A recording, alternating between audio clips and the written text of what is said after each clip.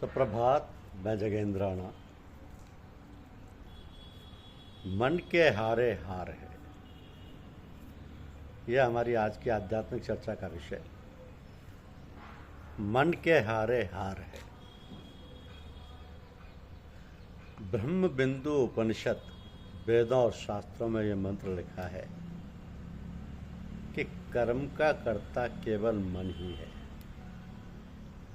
वैसे आपका श्रम है कि आँख ने देखा, कान ने सुना इत्यादि, परंतु यदि आपका मन अन्य विषय के चिंतन में लगा है तो शेष इंद्रियां काम नहीं करती। उदाहरण के तौर पर आपने किसी को मारा नहीं, लेकिन मन से मारने की योजना बनाई, तो आपके अंदर बैठे हुए भगवान ने उसको नोट कर लिया, फिर आपको उसका फल मिलेगा। तो मन ही कर्म का करता है। शरीर से हनुमान जी ने तमाम राक्षसों का वध किया, तब पूरी लंका जला डाली, पूरी लंका जला डाली। और महाभारत के युद्ध में अर्जुन ने कौरवों को मार डाला, परंतु इनको कोई हत्या का पाप नहीं लगा, क्योंकि उनका मन निरंतर भगवान में लगा रहा। भगवान श्री कृष्ण ने अर्जुन से कहा कि तस्मात् सर्वेश कालेषु मामनुस्मर युद्ध च। तस्मात् सर्वेश कालेषु मामनुस्मर युद्ध च। मन मुझ में रख सदा सर्वदा और युद्ध कर।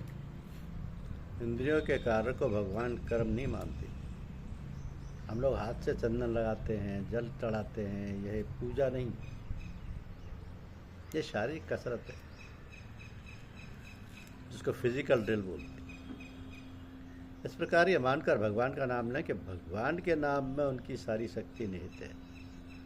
मन से भगवान का नाम किसी भी समय किसी भी स्थान में हो, शुद्ध या अशुद्ध अवस्था में हो, नाम ले सकता है, क्योंकि प्रेम में कोई नियम नहीं है। जहाँ प्रेम वहाँ नियम नहीं, जहाँ नियम नहीं प्रेम। चाखा चाहत प्रेम रस, राखा चाहत नियम।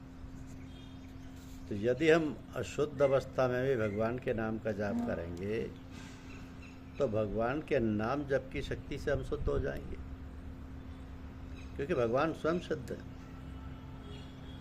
भगवान स्वयं शुद्ध है, और अशुद्ध का शुद्ध से संयोग होने से अशुद्ध भी शुद्ध हो जाता है। साहब जी महाराज प्राय कहा करते थे कि भगवान का नाम हर समय व हर अवस्था में लेते रहना चाहिए। सोते, जगते, उठते, बैठते, मलमूत्र त्यागते, यही शब्द थे साहब। तो संसार से राग मन का होता है, और संसार से वैराग्य भी मन का होता है। तो सारा खेल ही मन का है। मन के हारे हार है, मन के जीते जीत। उपासना भी मन से होनी चाहिए। उपमाने है पास, आसन माने जाना, अर्थात उपासना माने हरि या गुरु के पास जाना है, बैठना, तथा संसार से मन को हटाना। तो शरीर संसार को दीजिए और मन भगवान को। सभी विषयों को ग्रहण करते हुए भी मन को सदा भगवान में लगाए रहें। भगवत प्राप्ति हो जाने पर कुछ पाना शेष नहीं रह जाता। एक बार भगवत प्राप्ति हो जाने के बाद मन भगवान से पृथक हो ही नहीं सकता। एक बार एक गोपी जमुना के किनारे बैठकर जप कर रही थी। नारद जी उधर से गुजर रहे थे। उन्होंने उस गोपी से पूछा कि तुम कृष्ण नाम का जप कर रही हो? तो उस गोपी ने कहा, खबरदार, मैं उसको मन से निकालने का प्रयत्न कर रही हूँ, लेकिन वो मन से निकलता ही नहीं। ये गोपी भगवान से मन हटाकर सांसारिक विषयों में लगाना चाहती थी, किंतु नहीं लगा सकी। एक बार अमृत प्राप्त कर लेने के बाद विष कौन पीना चाहता है?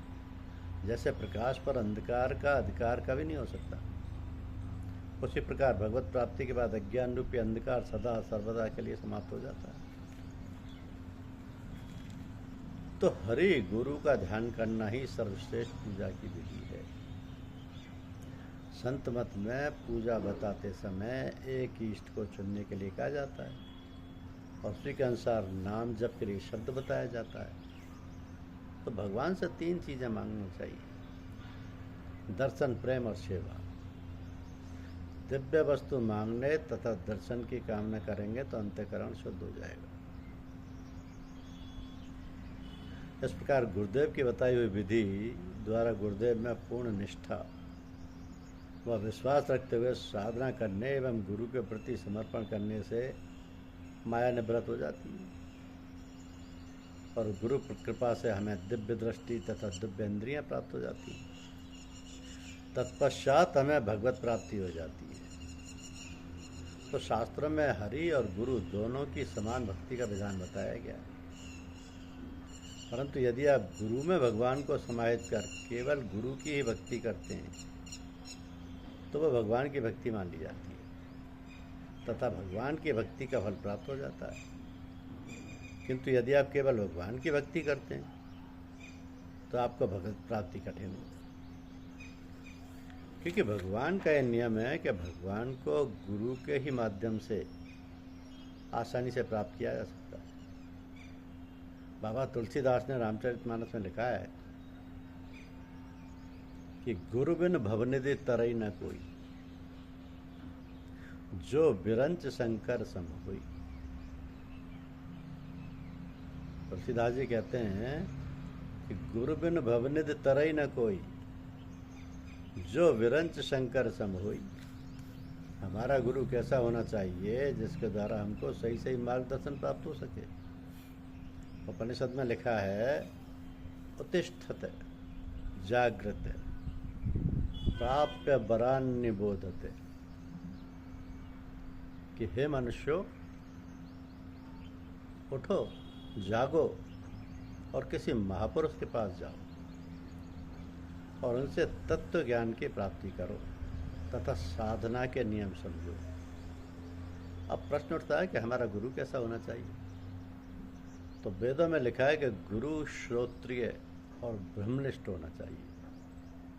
श्रोत्रिय के माने है कि वह सभी शास्त्रों का ज्ञाता हो और हमको उसकी जानकारी करा सके, यानी थ्योरेटिकल नॉलेज करा सके। और ब्रह्मनिष्ठ का अर्थ है कि वह भगवत प्राप्त महापुरुष हो और हमको भी भगवान का दर्शन करा सके।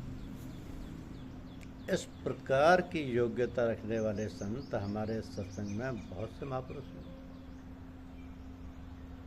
जिनमें से कुछ प्रमुख को आप जानते ही हैं। परम संत समर्थ सदगुरु श्री राम महाराज, रामचंद्र जी महाराज या लाला जी महाराज जिनको कहा जाता है। परम संत समर्थ सदगुरु श्री रघुवर दयाल जी चच्चा जी महाराज, परम संत समर्थ सदगुरु श्री महात्मा श्याम बिहारी लाल जी,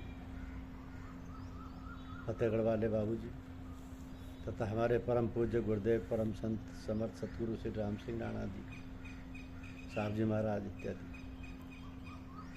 तो गुरु कभी मरता नहीं, उनका विशाल हो जाता है।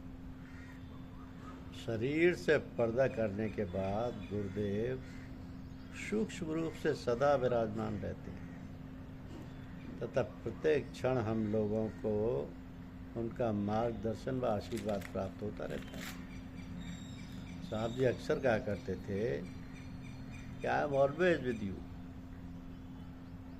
सभी आचार्यों एवं साधक बंधुओं से यही कहा करते थे कि साहब जी की उपस्थिति का अभ्यास निरंतर बनाए रखिए।